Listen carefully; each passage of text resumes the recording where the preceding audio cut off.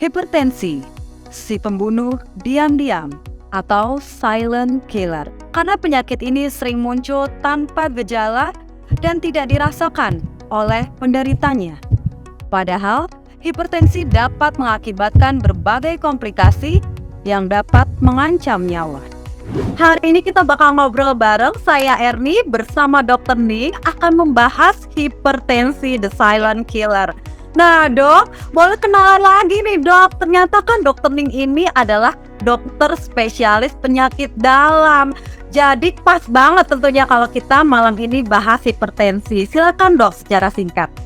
Ya, selamat malam semuanya para penyimak Nutrimax ya. Saya Dr. Ning, saya dokter spesialis penyakit dalam. Malam ini kita akan bicara, memang hari ini kita ada World Hypertension Day ya, yang memang diperingatin setiap tahun. Nah, hari ini pas banget ya Mbak Erni ya. Hari ini memang hari hipertensi, jadi kita akan bahas hipertensi. Iya, terima kasih. Dr. Ning prakteknya di Surabaya ya dok ya? Iya, di Surabaya. Iya ya. Oke baik, sahabat Nutrimax, kita langsung aja nih. Kalau ngomongin masalah hipertensi pasti sih sudah pada tahu ya dok ya, tekanan darah tinggi. Nah tapi ini sering kali untuk nilainya atau angkanya nih, kan tekanan darah normal kurang dari 120/80. Nah tapi ini ada perbedaannya nggak dok antara standar tekanan darah itu berdasarkan usia? Ini masih banyak nih yang tanya-tanya dok, kalau orang tua wah 140/90 atau 140 lebih itu mah normal, gimana dok?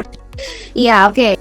Ya, di sini harus dilurusin ya. Jadi sebetulnya untuk pembagian atau klasifikasi hipertensi itu tidak ada yang berdasarkan usia. Ini kita bicara orang dewasa ya. Orang dewasa itu 18 tahun ke atas. Jadi mungkin kalau orang anak-anak beda lagi kriterianya. Nah, untuk orang dewasa, klasifikasi hipertensi itu tidak dibagi berdasarkan umur. Artinya, meskipun usia sudah lansia, kalau memang dia masuk dalam kategori hipertensi, ya jangan itu dibiarkan gitu ya. Artinya kan kadang-kadang tuh begitu ya. Udah usia 70 kok nggak apa-apa 150 tensinya gitu ya. Kan sering dibenarkan, nggak apa-apa karena udah tua. Nggak gitu juga, karena tetap yang namanya hipertensi itu kalau terjadi dibiarin ya dalam dalam jangka waktu yang lama, dia bisa menimbulkan komplikasi pada siapapun. Nah, makanya klasifikasi hipertensi itu lebih dibagi berdasarkan tingkatnya ya. Jadi tadi tensinya berapa sampai berapa itu grade 1, lalu ada yang grade 2, ada yang grade 3, dan klasifikasinya tuh beda-beda. Ada yang ikut Eropa, ada yang ikut Amerika, ada yang Asia. Nah, ada kita pun juga punya pembagian sendiri, Indonesian Society of Hypertension itu ada gitu ya. Karena tiap populasi, tiap ras, tiap genetik itu akan berbeda. Tapi yang jelas semuanya itu tidak ada yang mengklasifikasikan berdasarkan umur. Oh gitu. Nah ini nih, jadi kalau punya orang tua nih ya, misalnya tadi tekanan darahnya udah lebih dari 140/90, juga jangan anggap normal gitu ya dok ya, nggak boleh ya? Ya, banyak gitu. Ya. Oke, nah dok, sebenarnya kalau secara kedokteran tadi berdasarkan klasifikasi tersebut yang dibilang hipertensi di atas 140/90, nah kalau yang di antara gitu lebih dari 120, misalnya 135/85, itu belum hipertensi dok? Ya, jadi untuk klasifikasi itu beda-beda memang Mbak Erni. Jadi yang kayak berdasarkan European Society ya, jadi berdasarkan Eropa, lalu ada yang berdasarkan Amerika ya, American Cardiology, American Heart Hypertension, terus itu ada juga Japanese ya. Jadi tiap negara atau tiap kayak kawasan itu punya klasifikasi sendiri-sendiri. Nah, memang ada yang membagi, yang jelas batasnya memang 120/80 ya. Jadi kalau masih 120/80 atau kurang dari itu masih normal. Nah, tapi untuk lebih dari ini, itu pembagiannya beda-beda. Ada yang antara 120 sampai 140 itu masih dibilang prehipertensi. Jadi 130, 135 itu ada yang mengklasifikasikan sebagai prehipertensi. Prehipertensi itu artinya dia hampir hipertensi tapi belum gitu ya. Pre namanya. Tapi ada yang sudah mengklasifikasikan antara 120 sampai 140 itu sebagai hipertensi derajat 1. Gitu. Ya, tapi kalau kita ikut WHO ya, World Health Organization nih, WHO itu mereka masih menggunakan batasan 140/90. Tapi dia secara global gitu ya. Tapi sebetulnya memang lebih tepat yang diikuti adalah pedoman di masing-masing kawasan negara. Karena tadi itu pengaruh ras, pengaruh genetik itu sangat kuat. Jadi nanti kayak misalnya kita di Indonesia kita masih pakai 140. Jadi kalau antara 120 sampai 140 masih kita sebut prehipertensi. Ya, contohnya kayak gitu ya. Tapi prehipertensi itu juga jangan dibiarkan seolah belum hipertensi kok. Nah, jangan begitu. Justru prehipertensi itu adalah warning sign bahwa sebentar lagi kalau kita tidak melakukan apa-apa, dia akan mudah menjadi hipertensi. Oke. Nah, Dok, ngomongin tekanan darah kan berubah-ubah ya. Kadang-kadang ini pagi, malam berbeda gitu, naik turun. Sebenarnya faktor apa aja, Dok, yang mempengaruhi tekanan darah itu kok bisa naik gitu? Ya. Oke, jadi penjelasan mudahnya begini ya. Tekanan darah itu adalah hasil interaksi atau hasil perkalian dari kerja jantung atau pompa jantung dengan pembuluh darah. Jadi kita itu kayak ngambil hasil kalinya yang di tengah-tengah. Jadi kalau pompa jantung itu dipengaruhi oleh misalnya denyut jantungnya. Jadi denyut jantung yang meningkat itu juga dia akan bisa meningkatkan tekanan darah ya, karena pompa jantungnya jadi lebih cepat gitu. Terus yang pihak bagian pembuluh darahnya itu misalnya dia tegang atau misalnya dia kecil gitu ya, mengecil. Itu ibaratnya kayak pipa gitu ya, kita mau nyemprot gitu kan, semakin kecil diameternya tekanannya akan semakin tinggi gitu. Nah, banyak faktor yang menyebabkan kapan sih yang namanya denyut jantung itu meningkat, kapan yang menyebabkan pembuluh darah itu menjadi diameternya lebih kecil sehingga tekanannya lebih tinggi. Itu banyak faktor yang kita bisa alami dalam sehari-hari kita gitu, dan itu paling banyak dipengaruhi oleh hormon kita. Dan hormon itu terkait dengan macam-macam, misalnya stres, emosi, ya kan kita dalam satu hari kan nggak mungkin tuh emosi kita tuh lempem aja, pasti kadang marah, kadang kaget ya, kadang juga bisa mungkin malah istirahat, kita tidur. Nah itu semua akan mempengaruhi tekanan darah. Makanya tekanan darah kita tuh sebetulnya dalam 24 jam ada variasinya, bahkan polanya itu sudah ada gitu. Jadi tekanan darah kita itu pada saat kita tidur malam itu dia akan turun sekitar 10%. Karena pada saat kita tidur tuh ibaratnya semua organ kita istirahat, hormon-hormon kita semua juga istirahat, dan muncul hormon-hormon antioksidan pada saat malam hari sehingga kita rileks gitu kan. Nah itu akan menurunkan tensi kita. Jadi secara normal pada saat kita tidur malam itu tensi kita turun 10%. Lalu nanti pada saat pagi hari, misalnya pada saat subuh ya, pagi-pagi itu kita mau bangun, mulai naik dia. Dan itu akan naik, dan nanti selama kita beraktivitas seharian tuh dia akan naik, akhirnya menjadi suatu tensi yang stabil dalam dalam waktu kita bekerja, waktu kita beraktivitas dia akan stabil.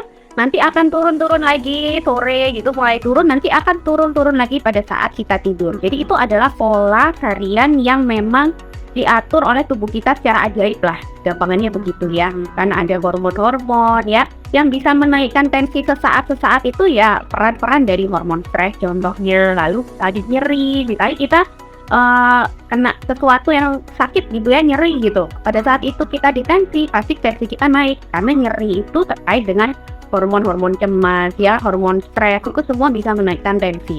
Kadang-kadang atau kita marah nih sama anak kita ya, meskipun cuma 5 menit kita marah. Nah pada saat kita marah kalau ditensi naik juga tensi kita gitu. Tapi habis itu setelah ada hormon itu turun semua ya akan kembali lagi ke normal. Misalnya kita menahan kencing aja, menahan kencing mungkin kita di tempat kerja atau sekolah atau kuliah, kita nahan kencing itu juga bisa naikin tensi karena kita jadi berdebar kan, berdebar, terus denyut jantung lebih cepat. Nah itu juga bisa kalau kita pas itu kita di tensi, itu tensi kita juga bisa meningkat. Tapi sekali lagi itu hanya variasi tensi, karena tensi itu bisa turun lagi kalau hormon-hormon yang mempengaruhi tadi sudah hilang. Ini beda kondisinya dengan yang nanti kita bicarakan suatu hipertensi ya, yaitu suatu penyakit gitu. Tapi kalau secara normal dalam sehari-hari tensi kita memang bisa naik turun. Bahkan misalnya kita sedang menahan kencing, kita ditensi bisa aja tensi kita 150 gitu. Tapi apakah kita mengalami hipertensi? Belum tentu. Kalau kita kencing nanti hormon itu akan turun, tensi akan normal, ya berarti kita tidak hipertensi. Itu hanya variasi tensi gitu. Oke, paham. Ya dok, berarti kalau kita melakukan pemeriksaan tekanan darah nih, kita belum pernah nih, nggak aware selama ini. Bagusnya berarti kondisinya kondisi yang siap gitu ya.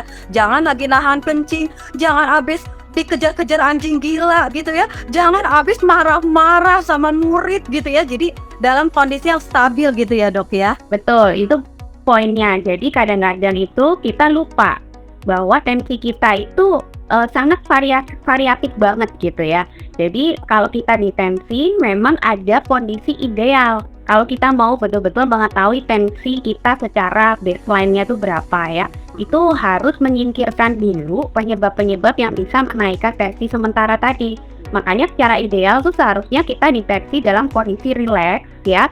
Duduknya itu juga nggak boleh tegang, jadi harus di tempat duduk yang ada sandarannya. Terus kaki kita itu betul-betul rileks, nggak boleh menyilang ya. Terus kita dalam kondisi betul-betul tidak sedang makan, tidak sedang minum, nggak boleh ngobrol ya. Terus tidak dalam 30 menit terakhir itu nggak boleh melakukan aktivitas, misalnya kayak tadi habis lari-lari atau habis jalan, itu nggak boleh dalam 30 menit terakhir, harus istirahat dulu.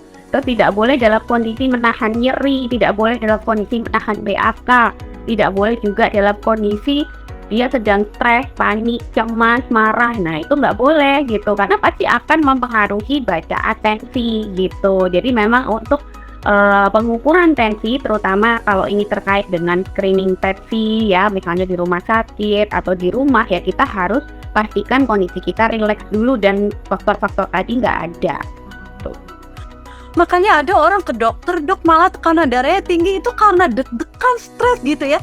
Baru nyampe, udah nomor antrian panjang, baru nyampe sama susternya, ya tensi dulu gitu. Kita tuh udah, mata tensinya tinggi gitu. Tapi pas udah sehari-hari kok beda. Ada juga itu sindrom apa ya? Sindrom takut ke dokter kali ya. Nah benar, itu yang paling keluhkan, dan itu namanya hipertensi gas putih. Jadi ya kita kalau dalam istilah kita itu white coat hypertension. Kenapa kok gas putih? Karena orang-orang ini baru naik tensinya kalau dia ditensi oleh tenaga medis yang pakai gas putih gitu ya. Memang ada faktor, mungkin ada faktor panik, mungkin ada faktor takut ya, mungkin ada faktor cemas, atau mungkin tadi itu dia baru jalan langsung ditensi. Nah itu kan juga akan berpengaruh ya. Nah, kalau orang ini mengalami white coat hypertension, dan ini misalnya dia terjadi baru pertama kali, kita nggak boleh langsung diagnosis dia hipertensi. Harus dipastiin dulu, kadang-kadang kita suruh istirahat dulu ya. Kapan itu sering tuh, pas waktu vaksin COVID itu ya, kan antrinya lama, mungkin udah capek, pada saat dia ditensi pada saat mau divaksin dia takut, jadinya pas ditensi tensinya tinggi, dia malah nggak bisa vaksin. Itu kan banyak banget kejadian kayak gitu ya. Jadi itu biasanya kita suruh pasiennya untuk istirahat dulu, relax dulu. Kalau ternyata ditensi ulang dia masih tinggi, nah ini harus dipastikan benar nggak nih dia emang tensinya tinggi, atau misalnya masalahnya di alatnya. Nah ini juga membutuhkan banyak penilaian ya, jadi tidak bisa didiagnosis hanya dari satu kali pemeriksaan. Biasanya harus dipastikan di beberapa tempat yang berbeda, di waktu-waktu yang berbeda, dan juga di rumah. Karena kadang-kadang ada yang namanya white coat hypertension seperti ini, kalau di rumah dia normal terus, tapi pada saat di klinik, di rumah sakit, ketemu tenaga medis, ditensi dia tinggi tensinya. Tapi ada kondisi yang sebaliknya, itu malah kalau dia ketemu dokter, ketemu tenaga medis, tensi selalu normal, tapi di rumah malah cenderung tinggi. Ini juga bahaya. Karena sebenarnya dia hipertensi beneran, tapi setiap ke dokter dia malah normal. Nah ini juga tidak boleh disepelekan. Ini namanya hipertensi terselubung. Bahasa Inggrisnya mild hypertension. Kedua hal ini harus dipastikan benar-benar, karena kalau kita sampai misdiagnosis ya, sampai istilahnya salah mendiagnosis orang, dia harusnya hipertensi, kita bilangnya enggak, itu juga bahaya banget. Atau sebaliknya, dia sebenarnya nggak hipertensi, terus kita diagnosis dia hipertensi, kita kasih obat-obatan macam-macam, malah tensinya bisa drop di rumah. Nah misalnya kayak gitu. Jadi penilaian untuk diagnosis hipertensi itu sebetulnya nggak bisa satu kali. Ya, makasih, jelas banget nih dokter penjelasannya. Nah, ini kita ngomongin alatnya dulu nih dok. Akurat mana sih alat pengukur tekanan darah yang digital dengan yang manual tuh yang pakai raksa, Dok? Oke. Ya, jadi sebetulnya akurat atau tidak itu juga banyak sekali faktornya ya. Kalau kita bicara alat tensi yang air raksa, itu kan nggak bisa dilakukan oleh orang awam ya. Pasti yang melakukan itu harus orang yang terlatih. Tenaga medis yang terlatih, dokter, perawat, ya, bidan, pokoknya orang-orang yang memang udah dilatih untuk melakukan pemeriksaan tekanan darah. Jadi kalau akurasi ya kembali lagi kalau yang melakukan itu orang yang bukan orang yang terlatih, terus alatnya juga nggak terkalibrasi dengan baik, ya bisa nggak akurat juga gitu ya. Sedangkan untuk yang sekarang itu ada pemeriksaan digital ya, digital itu yang tinggal kita pasang, kita pencet, keluar angkanya gitu kan.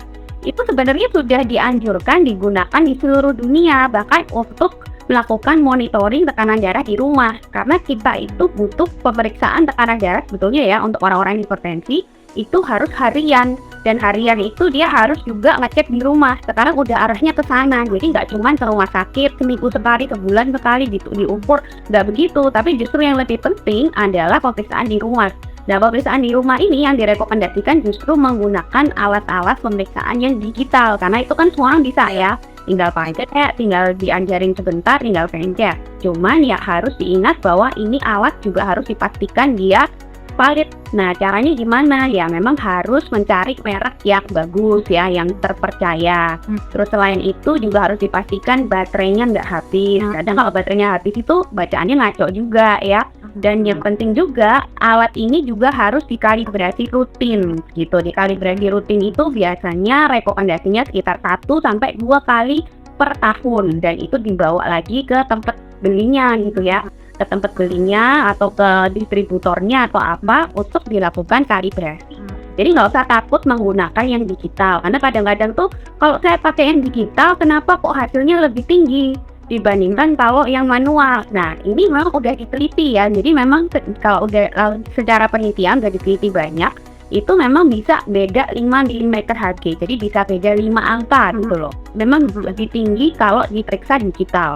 Tapi ini penelitiannya sampling ya. Artinya kan belum tentu semuanya seperti itu. Artinya kalau cuma beda 5 angka sebetulnya itu tidak terlalu berbahaya. Artinya tetap penentuan diagnosis itu akan bisa sama, apalagi kalau pengukurannya kan nggak boleh cuma sekali ya, jadi nanti diambil rata-ratanya. Jadi nggak apa-apa kalau memang lebih tinggi, tapi lebih tingginya cuma beda 5 angka, itu sebetulnya nggak masalah. Cuman kadang-kadang memang alat digital kalau nggak dikalibrasi dia bisa tinggi banget itu bacanya.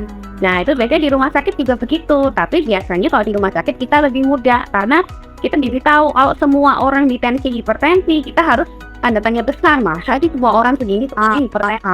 Dan jangan-jangan memang yang salah itu alatnya. Cuman kalau di rumah kan kadang nggak tahu ya, nggak ada yang dibandingkan. Nah, ini makanya yang punya juga harus aware. Ini baterainya udah bener atau belum, terus sudah waktunya dikalibrasi atau belum. Iya gitu. Iya, oke. Itu tadi kita ngomongin alat pemeriksaan ya yang orang masih normal nih. Nah, sekarang kita mau masuk ke hipertensinya nih, Dok. Ya. Nah, ini waktu yang tepat seseorang itu meriksa tekanan darah, terus kapan harus ke dokternya itu gimana, Dok? Tadi dokter juga udah sempat bilang nggak bisa sekali, ya kan? Cek tekanan darah langsung kaget, langsung, oh saya hipertensi. Nah, gimana nih, Dok? Waktu yang tepatnya itu kapan untuk pemeriksaan tekanan darahnya? Iya, jadi sebetulnya screening tekanan darah itu sudah sangat dianjurkan di setiap vaskes ya. Ini kalau kita nggak bicara yang di rumah nih, misalnya kita ke dokter kemanapun, ke puskesmas pasti ada screening hipertensi, tensi, semuanya pasti di tensi gitu ya. Jadi itu memang udah jadi program screening yang rutin dilakukan. Nah, kalau nggak pernah ke dokter nih, nggak pernah ke vaskes, terus kapan kita harus cek tensi? Jadi pada prinsipnya hipertensi ini kan penyakit yang tidak bergejala ya. Dia itu selama tidak kita ukur, kita nggak akan pernah tahu kita itu hipertensi atau enggak, karena nggak ada gejala khususnya. Jadi jangan nunggu yang namanya sakit kepala, jangan nunggu yang namanya pusing, jangan nunggu yang namanya katanya mana tengkuknya sakit gitu ya. Terus sendiri dipikir ini kayak hipertensi gitu ya. Itu enggak, karena hipertensi itu hampir 100% tidak ada gejalanya. ya. Jadi jangan percaya tuh kalau gejalanya itu pasti begini. Nah, belum tentu. Jadi adanya nyeri kepala itu belum tentu disebabkan oleh hipertensi, dan hipertensi belum tentu menyebabkan suatu nyeri kepala gitu ya. Jadi memang screening tensi sangat-sangat dianjurkan, terutama untuk orang-orang yang beresiko ya. Orang beresiko itu memang kita kalau patokan umur agak sulit, karena sekarang tadi udah Mbak Erni udah singgung di awal banget ya. Sekarang banyak orang usia udah hipertensi gitu. Jadi kalau misalnya untuk yang usia muda memang kita agak sulit, kecuali dia jelas punya keturunan gitu ya. Artinya orang tuanya mungkin, ayah ibunya mungkin, atau saudara kandungnya ada yang hipertensi di usia muda, dia juga harus di screening lebih muda. Misalnya usia 20 tahun dia udah mulai di tensi rutin. Tapi kalau nggak ada faktor genetik, mungkin kita bisa ambil usia 30 tahun ke atas. Apalagi kalau dia misalnya obes, dia gemuk gitu ya. Dia gemuk, terus dia gaya hidupnya nggak bagus, dia di rumah itu lebih ke mager, nggak pernah olahraga, terus makanannya dia suka makanan-makanannya processed food, makanan frozen food, makanan fast food, itu kan tinggi garam semua. Nah, yang kayak gitu dia harus cek tensi rutin mulai usia sedini mungkin 30 tahun ke atas, itu yang pola makannya seperti itu udah harus ditensi rutin, karena garam ini sangat bervariasi pada genetik tiap orang juga. Jadi ada orang yang mengkonsumsi garam itu dalam jumlah yang sama, tapi yang satunya lebih cepat terjadi hipertensi, satunya enggak. Ini faktor genetik sangat berpengaruh. Dan garam itu jangan dianggap benar-benar garam asin yang buat masak itu ya. Jadi bentuk garam itu kadang tidak selalu asin, tapi yang kita jadikan concern adalah natrium atau sodiumnya. Jadi kandungan dari natrium atau sodium inilah yang bisa menaikkan tensi. Nah, natrium dan sodium itu tidak hanya ada di garam dapur ya, yang sering kita bayangin garam itu kan garam dapur tuh, itu NaCl ya.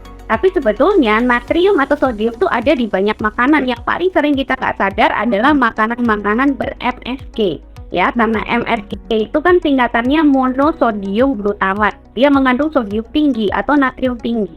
Nah, itu yang kadang orang nggak nyadar ya, ngemil-ngemil makanan yang ber-MSG, atau misalnya makanan-makanan fast food, makanan-makanan frozen food, pengawet-pengawet itu kan juga mengandung sodium dan natrium ya.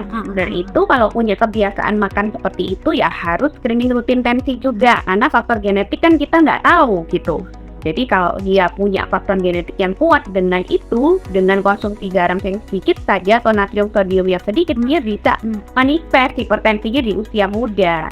Nah, itu jadi harus lebih aware. Sekarang juga alat-alat hipertensi, alat-alat pengukur tensi kan udah bebas dijual ya. Jadi saya rasa punya di rumah itu nggak ada salahnya. Jadi bisa diukur nanti secara rutin. Jadi kita bisa benar-benar mendeteksi dini kalau udah mulai ada pre-hipertensi, ya harus segera mengubah gaya hidup dan lain-lain. Penting banget ya untuk deteksi dini. Nah, ini nih yang paling sering nih dok, orang itu aduh ngapain sih cek-cek deteksi dini, malah takut ketahuan penyakitnya, malah kepikiran, malah nanti malah beneran sakit. Boleh dok diluruskan, ini banyak banget nih nggak mau cek karena takut tahu penyakitnya. Aduh Ya. Jadi ini saya nggak bandingin ya, tapi memang harus